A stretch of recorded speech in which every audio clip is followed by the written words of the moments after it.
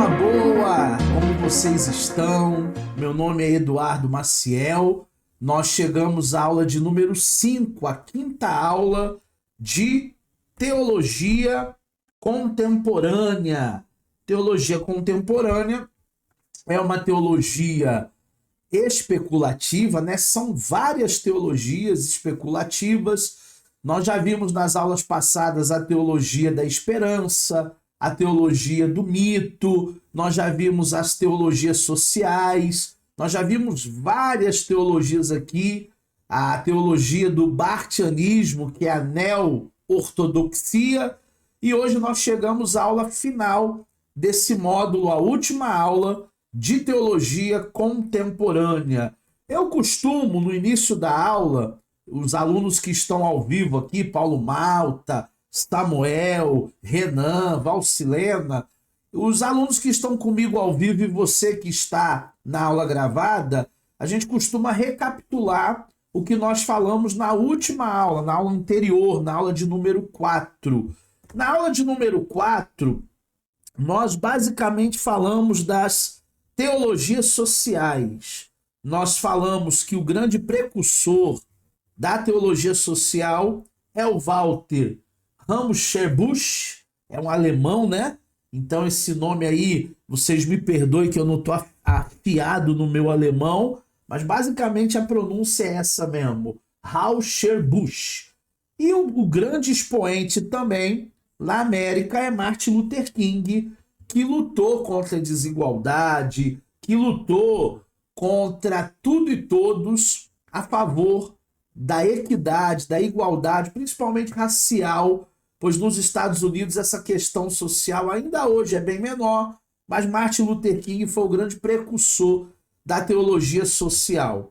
Na América do Sul, nós temos a teologia da libertação, a gente falou bastante na aula passada sobre a teologia da libertação, e aqui no Brasil nós temos o Leonardo Boff, com os 3 passos da teologia da libertação, que é uma teologia social para os menos favorecidos, para aqueles que são esquecidos nas suas mazelas humanas. Os 3 passos da teologia da libertação de Leonardo Boff aqui no Brasil é ver, pensar e agir. E se você tem alguma dúvida sobre a aula passada, eu aconselho você rever a nossa aula, mesmo que você não tenha visto ao vivo, essa aula fica gravada no portal de alunos e você pode ver e rever quantas vezes for necessário para você crescer no conhecimento, para você crescer na fé.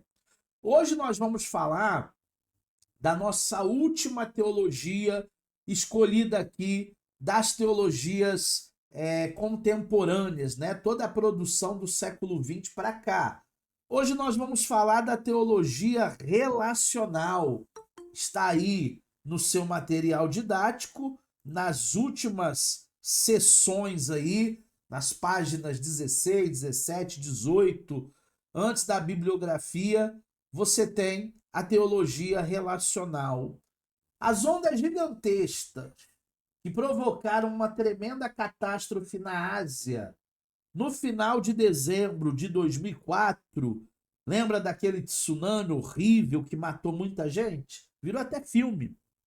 Afetaram também os arraiais evangélicos, levantando perguntas acerca de Deus, acerca do caráter de Deus, acerca do poder de Deus, acerca do conhecimento de Deus, acerca do sentimento de Deus, acerca do seu relacionamento com o mundo e as pessoas diante de tragédias como aquela.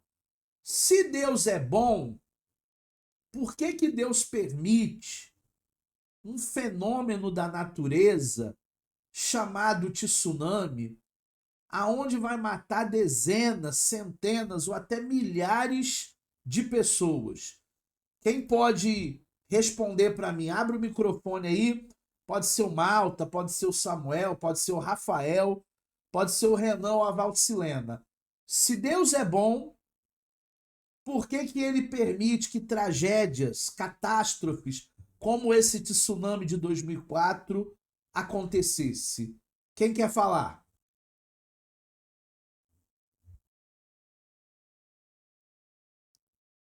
Só abre o microfone e falar. Se Deus é bom, por que que ele permite essas coisas?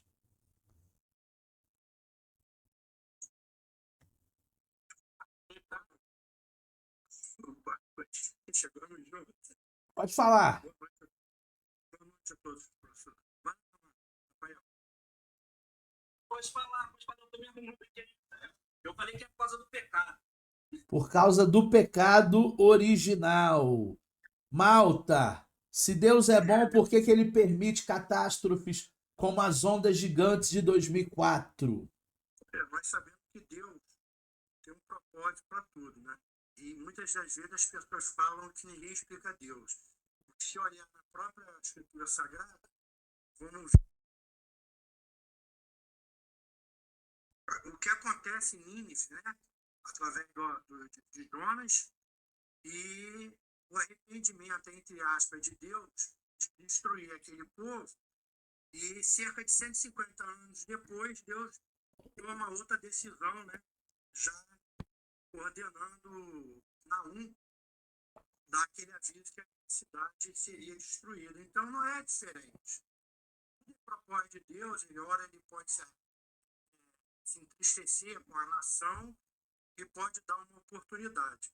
E da mesma maneira como ele pode consumir toda essa nação. Né? Então acho que está ativamente focado nisso, né? ao poder de Deus, a decisão suprema de Deus. Na opinião do Malta, há um propósito até nas tragédias.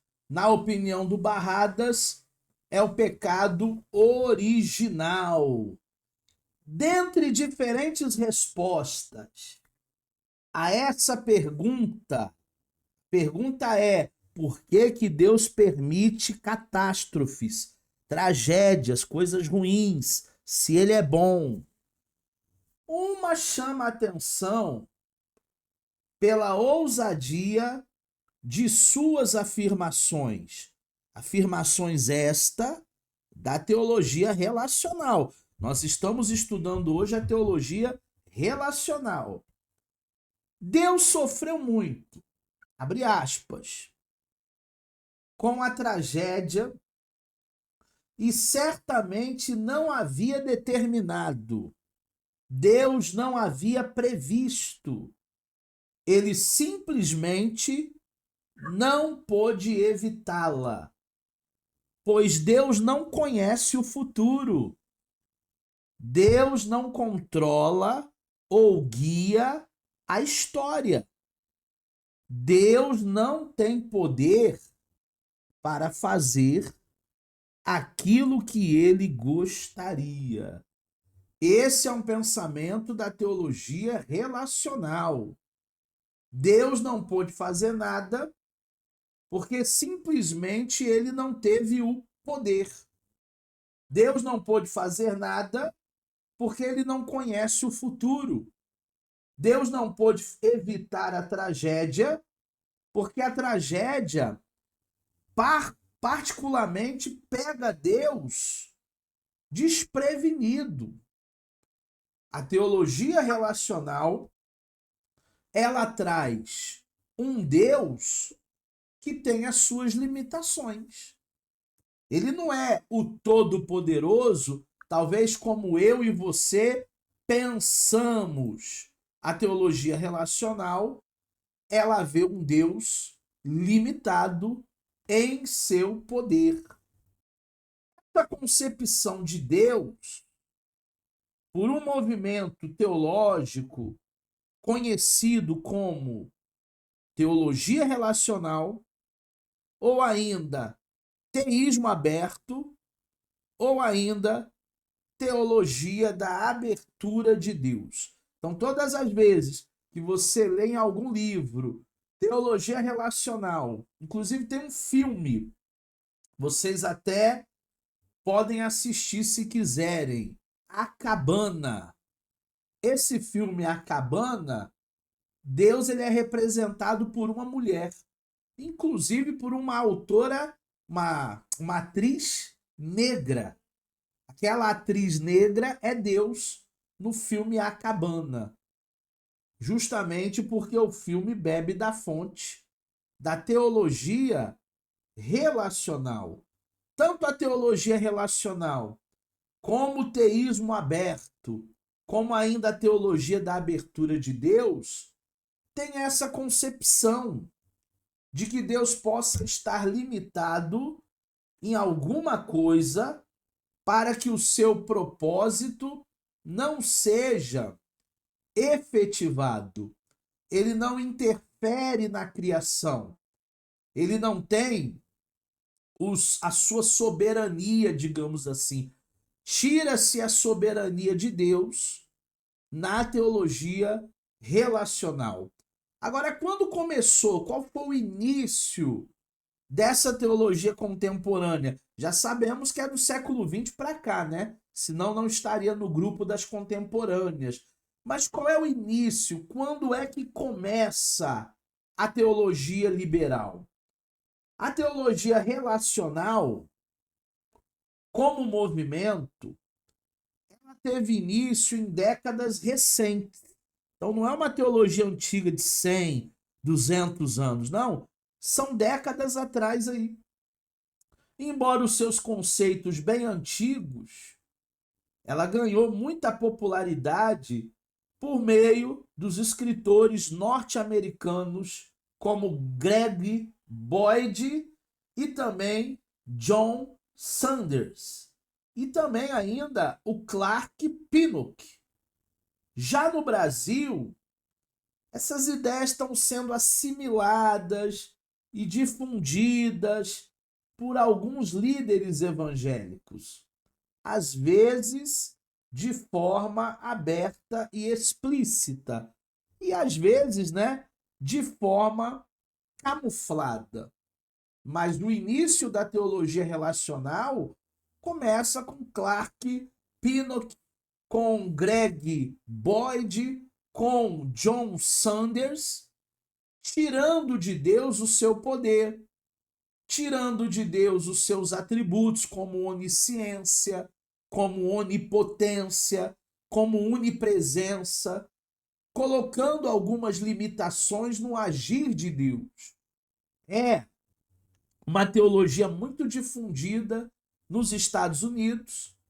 É um pensamento que pode parecer para alguns um pensamento lógico, um sofisma, porque se Deus pudesse, diante da perspectiva da teologia relacional, ele intervinha, ele faria alguma coisa.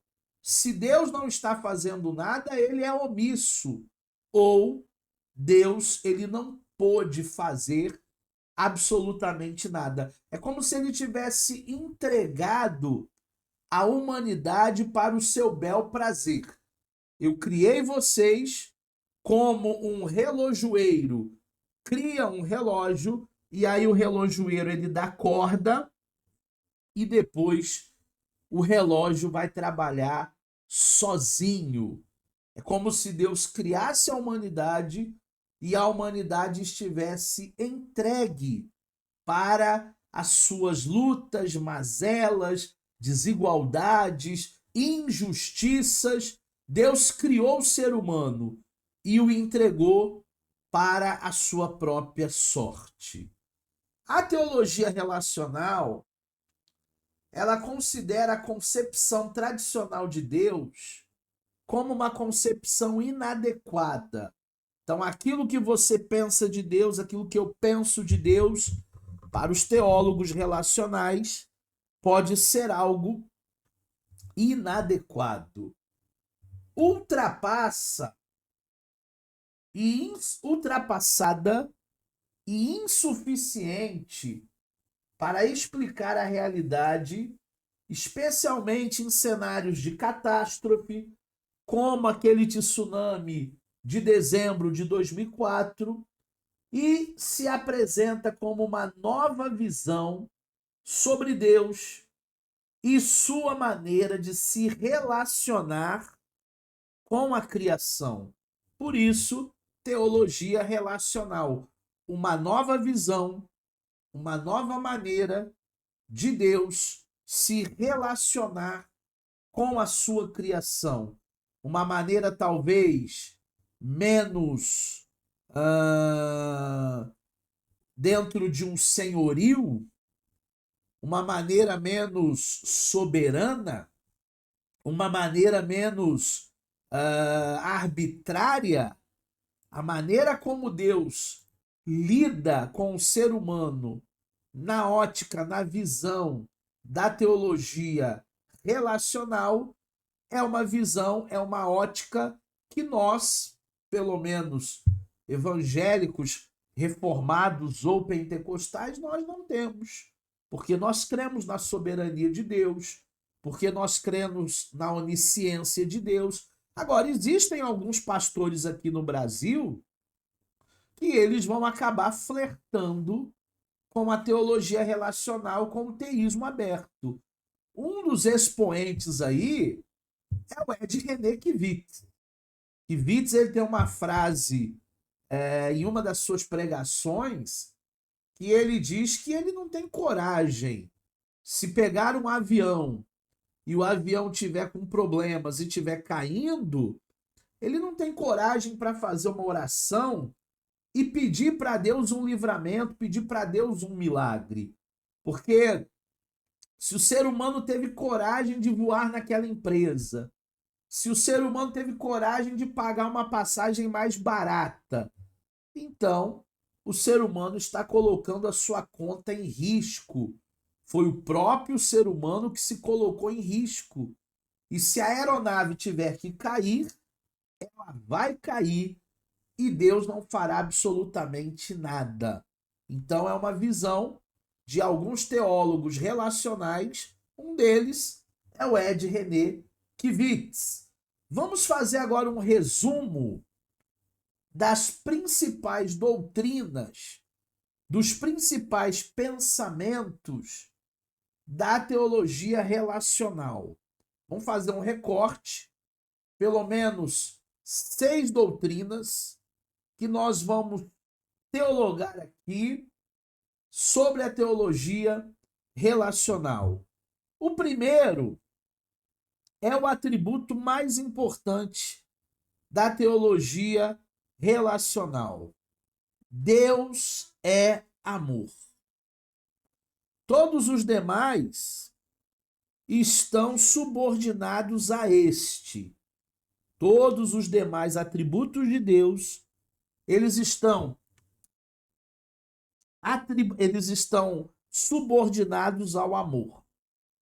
E significa que Deus é sensível e se comove com os dramas de suas criaturas. Sabe, quando a gente assiste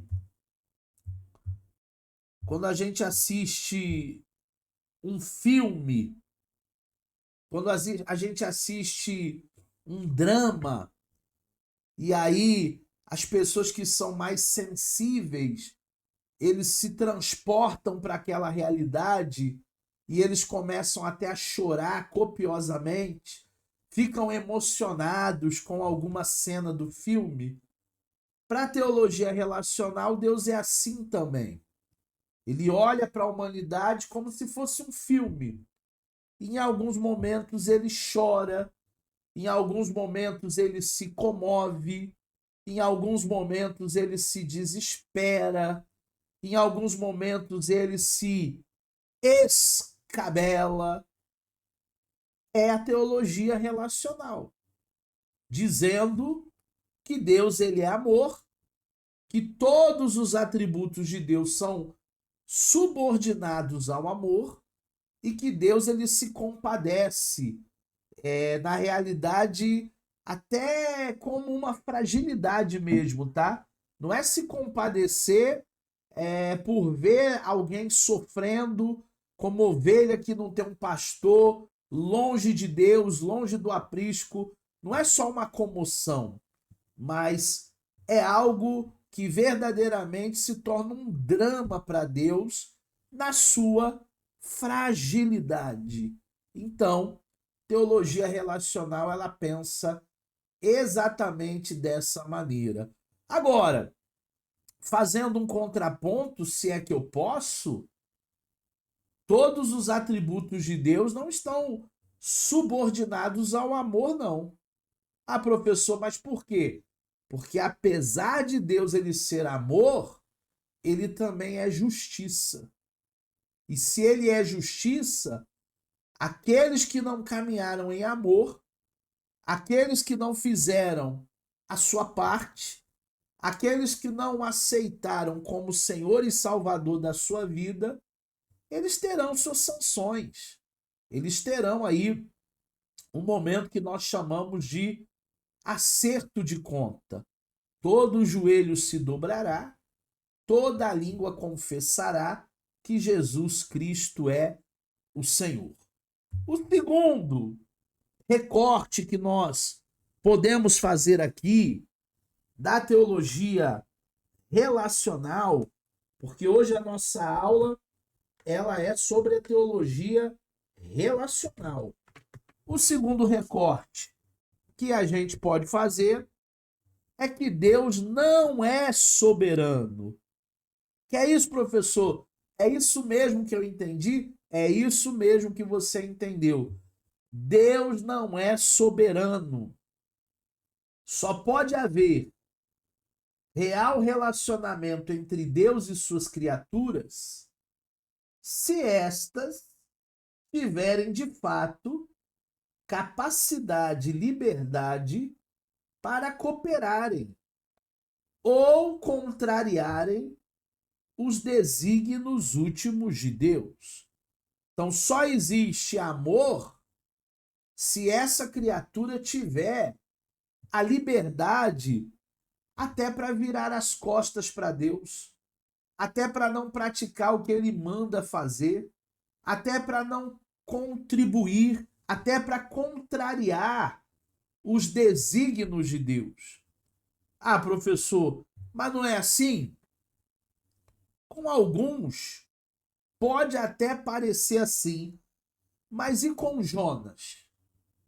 Que quando Deus envia o profeta para Nínive, ele não quer ir, ele bate o pé, ele diz que não vai, e Deus começa a mudar todo aquele cenário, Deus ele começa a mudar todo aquele enredo, uma grande tempestade veio sobre Jonas e aquele navio onde ele tentava fugir da presença de Deus, e o final da história a gente já sabe, né? Jonas vai para Nínive. Nós acreditamos no livre-arbítrio? Sim. Poder de escolha? Poder de decisão? Sim.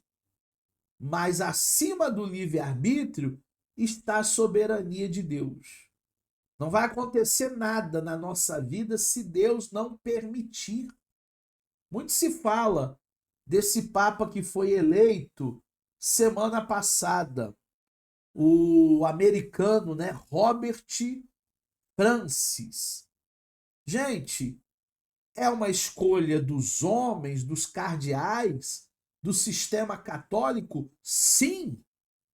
Mas existe uma permissão de Deus, assim como Saul.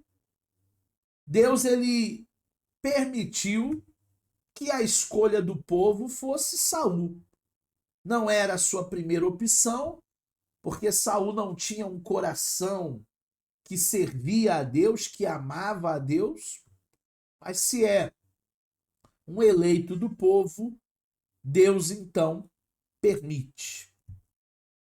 Deus abriu mão da sua soberania, segundo a teologia relacional. Para que isso ocorresse, ele é incapaz de realizar tudo o que deseja. Deus não é capaz de realizar o que ele quer, como impedir tragédias, como erradicar o mal. Contudo, ele acaba se adequando às decisões humanas. E ao final, ele vai obter os seus objetivos eternos, pois redesenha a história de acordo com as suas decisões. Então, para a teologia relacional, Deus ele é incapaz de realizar tudo. Deus ele dá uma licença poética para os seres humanos fazerem o que eles querem. Inclusive, se o ser humano ele quer se matar, Deus ele permite que o ser humano se mate. O ser humano ele não é capaz de viver sem Deus. Por isso que lá no Éden, pecado original, quando Deus coloca todas as árvores no jardim, mas diz para Adão, diz para Eva, vocês podem comer de tudo, menos da ciência do bem e do mal. Porque o dia que vocês comerem, vocês vão morrer. Deus ele sabia que o homem não saberia, não teria condições de lidar com o mal. Nós não fomos criados para lidar com o mal. Ah, professor, mas o mal existe. Existe. Por causa de Adão. As tragédias existem. As doenças existem. A medicina está avançando. Hoje tem vacina para quase tudo. As doenças estão sendo erradicadas. Daqui a pouco vai ter a cura para o câncer. Daqui a pouco vai ter a cura para o Alzheimer. Mesmo assim, Deus ele continua na sua soberania. Deus ele não é incapaz. Deus ele não está vedado de fazer alguma coisa. Deus ele não está impotente para erradicar o mal. É que existe um tempo marcado dentro da história, dentro do processo em que o mal será erradicado. Mas que Deus não possa fazer, eu acho que a teologia relacional vai um pouco mais distante, né? Vai um pouco longe. Número 3. Deus ignora o futuro, pois ele vive no tempo e não fora dele. Ele aprende com o passar do tempo. Ó, Deus está aprendendo, Deus não sabe tudo, não. Deus está na escola, Deus está fazendo teologia com a gente. Deus está fazendo teologia com a gente. O futuro é determinado pela combinação do Deus que as suas criaturas decidem fazer. Nesse sentido, o futuro inexistente, pois os seres humanos são absolutamente livres para decidir o que eles quiserem. E Deus ele não sabe antecipadamente que decisões que uma determinada pessoa haverá de tomar em um determinado momento. Seguindo essa linha, quando Adão pecou, Deus foi pego de surpresa. Deus não sabia que Adão pecaria, porque Deus não conhece o futuro. Deus está fora do tempo. Deus está aprendendo com a gente alguma coisa. Será que nós temos alguma coisa para ensinar para Deus? Nesse sentido, Deus ele não se envolve e ele nem conhece o nosso futuro. Deus ele é semelhante com o homem, né?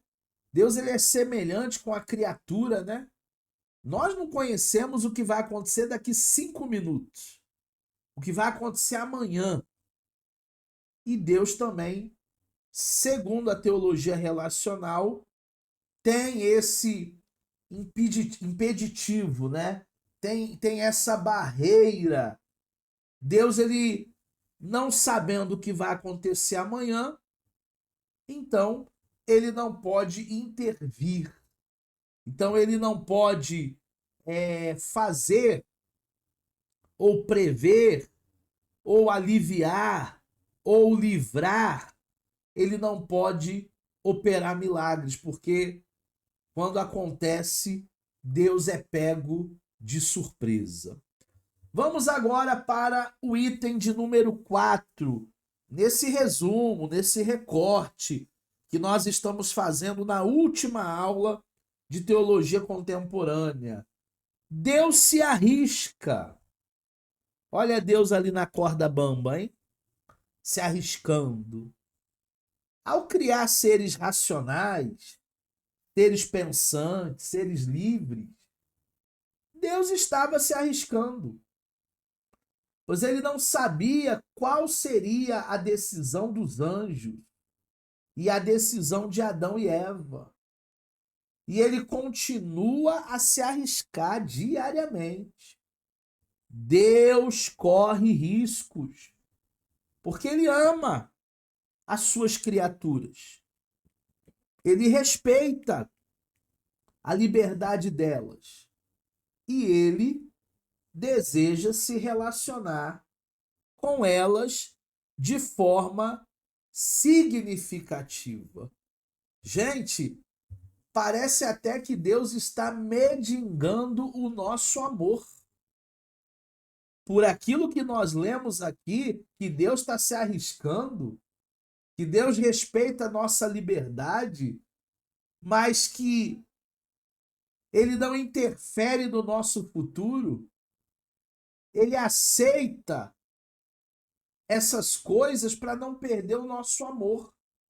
Então Deus é um dependente emocional. Deus depende do nosso amor. Deus depende do nosso afago. Deus depende do nosso carinho. Deus depende de querermos nos relacionar com Ele. Gente, eu acho que a mão aí está contrária. Não sou eu que sou o Senhor. Não é Deus que é carente do nosso amor. É o inverso. Somos nós que somos dependentes de Deus. Somos nós que precisamos nos relacionar com Ele. Porque Deus, ele é completo. Deus é espírito. E importa que os adoradores o adorem em espírito e em verdade. Não é Deus quem vai me adorar. Não é Deus um dependente emocional. Não é Deus que vai dizer vale tudo por amor. Não. Acima do amor existe justiça. Acima do amor existe um Deus que também é fogo consumidor. Deus, ele não depende do ser humano, mas o ser humano depende de Deus. Deus, ele não se arrisca. Tudo que está acontecendo na história, por mais que você não saiba, por mais que eu não saiba, Deus, ele já sabe, ó, há muito tempo. Há muito tempo, Deus, ele já sabe de tudo o que acontece na história e os seus desdobramentos.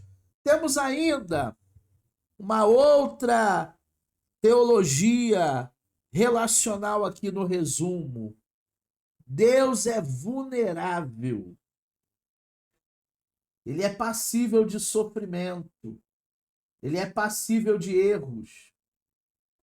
Em seus conselhos, em suas orientações, em seu relacionamento com o homem, seus planos podem ser frustrados.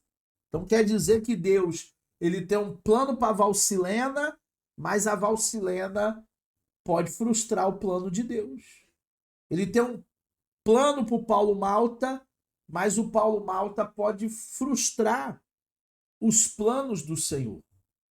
Ele se frustra e expressa essa frustração quando os seres humanos não fazem o que ele gostaria. Gente, existem até passagens da Bíblia que coloca lá que Deus se arrependeu de ter feito a humanidade, que Deus, ele se frustrou. Mas isso tudo é uma figura de linguagem chamada antropopatismo. Antropopatismo é darmos sentimentos humanos a Deus. Ué, mas Deus ele não tem sentimentos humanos? Não. Deus é espírito. Deus não tem sentimentos humanos ou limitações humanas. Mas através da figura de linguagem, nós conseguimos entender uma mente de Deus que é infinita. Uma mente de Deus que nós não poderíamos alcançar se não fosse por essas figuras de linguagem. O próprio antropopatismo, né? As mãos de Deus, a boca de Deus, os ouvidos do Senhor, é uma figura de retórica, é uma figura de linguagem. Deus não tem mão física, Deus não tem olhos físicos. É só uma linguagem para a gente poder compreender o poder de Deus, a magnitude de Deus, o que Deus faz e expressa em nossas vidas. Então, muito cuidado, porque uma hermenêutica mal feita, uma exegese mal feita, uma interpretação mal feita pode levar a uma teologia bem distante da nossa, como a teologia relacional, que vai dizer que Deus é vulnerável, que vai dizer que Deus ele se arrisca, que vai dizer que Deus não é soberano, que vai dizer que o atributo de Deus mais importante é o amor e todos os outros atributos se submetem ao amor. Muito cuidado quando você fizer uma teologia para que essa não seja pretensiosa, para que a gente não faça uma eisegese, não uma exegese, uma eisegese. E acabamos aí nos enveredando para outros caminhos, que não é os caminhos de Deus, né? Ah, Deus ele se frustra com o ser humano. Não. Eu me frustro com alguém. Mas Deus ele não tem esse sentimento humano da frustração. Não há como querer colocar Deus no mesmo patamar do ser humano. E o último recorte aqui, o último resumo da aula de hoje sobre a teologia relacional, né? É que Deus ele muda. Ele é imutável apenas na sua essência, mas ele muda de planos e até mesmo ele se arrepende das decisões que ele tomou. Ele muda de acordo com as decisões das suas criaturas. Olha quem faz Deus mudar de ideia. Sou eu. É você. Ao reagir às suas próprias decisões. Os textos bíblicos que falam do arrependimento de Deus, o próprio texto lá do dilúvio, não devem ser interpretados de forma figurada. Eles expressam o que realmente aconteceu ou acontece com Deus. Então, para a teologia relacional, Deus se arrependeu sim. Como está escrito lá no dilúvio, é literal, não é figurativo, não é figura de linguagem. Deus se arrependeu sim. E Deus ele muda de planos. Tem hora que Deus tem um plano A, tem hora que Deus tem um plano B, tem hora que Deus tem um plano C, tem momentos que Deus ele vai mudar de ideia, ora ele vai mudar de ideia querendo salvar os pentecostais. Aí daqui a pouco Deus não quer mais salvar os pentecostais, ele vai salvar só os reformados. Aí depois Deus muda de ideia de novo, não vai querer salvar os reformados. Aí Deus vai salvar só os católicos. Aí Deus também já não quer mais saber de católico. Aí ele vai salvar só os espíritas. Porque Deus muda de opinião, porque Deus muda de decisão. Porque Deus muda de ideia, segundo a teologia relacional. Então é importante que nós entendamos que todas as teologias contemporâneas que nós estudamos aqui no decorrer desse mês são teologias especulativas. Na teologia não tem certo, não tem errado. Na teologia são interpretações, são visões. E no caso de hoje, a nova visão, a nova interpretação da teologia relacional.